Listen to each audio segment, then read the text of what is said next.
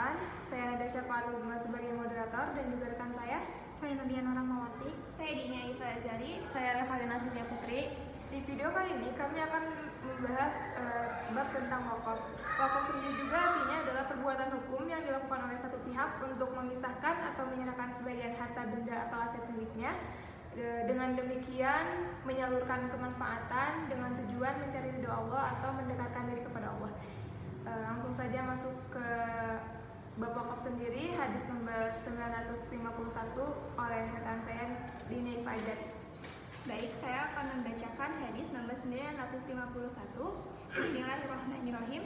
An Abi Hurairah anna Rasulullah sallallahu alaihi wasallam qala idza mata banu adaman qata'a anhu amaluhu illa min salasin sadaqatin jariyah aw ilmi yuntafa'u bihi aw waladin sholihin yad'u lahu.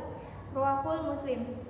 Artinya, dari Abi Hurairah bahwasanya Rasulullah SAW telah bersabda, apabila mati anak Adam, putuslah amalnya kecuali 3 perkara: sedekah yang berjalan terus atau ilmu yang diambil manfaatnya, atau anak yang soleh yang bisa mendoakannya. Hadis ini diriwayatkan oleh Muslim. Jadi, apabila seorang Muslim telah mati atau wafat, maka terputuslah amal-amalnya kecuali 3 perkara. Yang pertama adalah sedekah. Sedekah ini harus merupakan sedekah jariyah yang terus-menerus. Seperti contohnya wakaf. Wakaf ini berupa contohnya berupa tanah yang diwakafkan untuk pembangunan masjid contohnya, atau rumah untuk ditinggalkan untuk orang lain yang membutuhkan. Yang kedua ini adalah ilmu yang bermanfaat. Ilmu yang bermanfaat ini ilmu yang diberikan oleh dia kepada orang lain. Dan ketiga adalah anak yang soleh. Anak yang soleh ini adalah anak yang selalu mendoakan orang tuanya. Seperti itu. Selanjutnya mungkin sekian pembahasan dari bab 951. Selanjutnya hadis nomor 952 oleh rekan saya Revalina. Baik, saya akan membahas hadis nomor 952. Sebelumnya saya akan membacakan terlebih dulu hadisnya. Bismillahirrahmanirrahim. An Ibnu Umar qala asabu Umar ardan bi khairan fa atan Nabi sallallahu alaihi wasallam yasta'miruhu fiha faqala ya Rasulullah inni asabtu ardan bi khairan lam usib malan faqultu huwa anfasu indi minhu. Qala in syi'ta habasta aslaha wa tasaddaqta biha. Qala fatasaddaqa biha Umaru annahu la yuba'u asluha wa la yurasu wa la yuhabu fatasaddaqa biha fil fuqara'i wa fil qurba wa fil riqabi wa fi sabilillahi wa ibnis sabili wad dhaifi la junaha ala man waliyaha an ya'kula minha bil ma'rufi wa yu'tima sadiqan ghayra mutamawwilin malan. Muttafaqun alaihi wal lafdhu li muslimin. Artinya, dari Ibnu Umar ia berkata, Umar dapat satu tanah di Khaybar. Lalu ia datang kepada Nabi SAW buat bermusyawarah di tentangnya, yaitu ia berkata, ya Rasulullah, sesungguhnya saya dapat tanah di Khaybar yang saya belum pernah dapat harta yang lebih berharga pada pandangan saya daripadanya. Sabdanya, kalau engkau mau, wakafkanlah pokoknya dan bersedekahlah dengan hasilnya. Ia berkata, maka Umar wakafkan dia dengan syarat tidak boleh dijual pokoknya dan tidak boleh diwarisi dan tidak boleh dihibahkan, yaitu ia wakafkan pada fakir dan pada keluarga yang hampir pada merdekakan hamba dan pada sabilillah dan ibnu sabil dan tamu. Tidak terlalang pengurusnya makan daripadanya dengan patut dan memberikan makan sahabatnya yang tidak mengumpulkan harta. Muttafaq alaih. Tetapi lapas itu bagi Muslim. Wa fi riwayatin al-Bukhari tasaddaqa bi asliha la yuba'u wa la yuhabu walakin yunfaqu samaruhu. Dan pada satu riwayat bagi Bukhari, ia wakafkan pokoknya dengan syarat tidak boleh dijual dan tidak boleh dihibahkan, tetapi disedekahkan buahnya. Baik, untuk penjelasannya, pada tahun ke-7 Hijriah, setelah pembebasan Khaybar, Umar bin Khattab mendapatkan sebidang tanah subur di Khaybar sebagai bagian dari harta rampasan perang atau ghanimah. Umar sangat menyukai tanah di Khaybar ini dan dia bertanya kepada Rasulullah, apakah dia bisa memiliki dan memanfaatkan tanah tersebut. Lalu Rasulullah pun menyarankan agar Umar mewakafkan tanah tersebut dan menyedekahkan hasil dari tanah tersebut.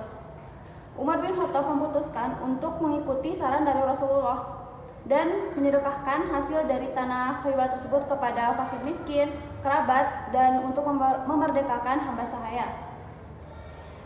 Khaybar ini adalah daerah yang terkenal dengan kesuburan tanahnya, penghasilan kurma, biji-bijian, dan buah-buahannya. Khaybar juga merupakan perkampungan Yahudi terbesar di Jazirah Arab, di Arab Saudi, dengan penduduk di jazirah tersebut yang berprofesi mayoritas sebagai pedagang dan sebagai petani. Adapun Umar bin Khattab melakukan wakaf ini terhadap tanah di Khaybar karena tanah di Khaybar ini sangat subur dan memiliki air yang berlimpah. Tanah di Khaybar ini digunakan secara produktif terutama untuk perkebunan dan hasilnya disedekahkan ke berbagai kelompok yang membutuhkan seperti fakir, kaum kerabat, hamba sahaya, fisabilillah, ibnu sabil, dan para tamu. Dan seperti disebutkan pada hadis ini, jadi wakaf pada hadis ini disebut dengan wakaf produktif, di mana nilai aset pada wakaf produktif ini tetap terjaga dan bahkan meningkat seiring dengan perkembangannya dan pengembangan dari wakaf tersebut. Dan tindakan dari Umar bin Khattab ini mencerminkan nilai-nilai kepedulian sosial dari Umar bin Khattab, adapun sebagai menunjukkan nilai ekonomi dari wakaf itu tersendiri di dalam Islam, serta menunjukkan pentingnya memanfaatkan wakaf untuk kesejahteraan bersama. Sekian dari saya kembalikan kepada moderator. Baik, terima kasih kepada Teh Revalina atas pembahasannya. Kita langsung saja kepada pembahasan yang ketiga, yaitu hadis nomor 953 oleh Teh Nadia Nur Rahmawati. Baik, saya akan membahas hadis nomor 193. Bismillahirrahmanirrahim. Wa an Abi Hurairah radhiyallahu anhu qala ba'asa Rasulullah sallallahu alaihi wasallam Umar ala sadaqati al-haditha wa fihi wa amma Khalidun faqad tabasa ajra'ahu wa a'tadahu fi sabilillah, muttafaqun alaihi. Abu Hurairah radhiyallahu anhu berkata, Rasulullah Shallallahu alaihi wasallam mengutus Umar untuk memungut zakat. Hadis dan di dalamnya disebutkan, adapun Khalid, dia telah mewakafkan baju-baju besi dan peralatan perangnya untuk membela jalan Allah. Diriwayatkan oleh Bukhari Muslim. Adapun kesimpulan dari hadis ini jadi dalil sahnya wakaf benda yang manqul, yaitu yang bisa berpindah.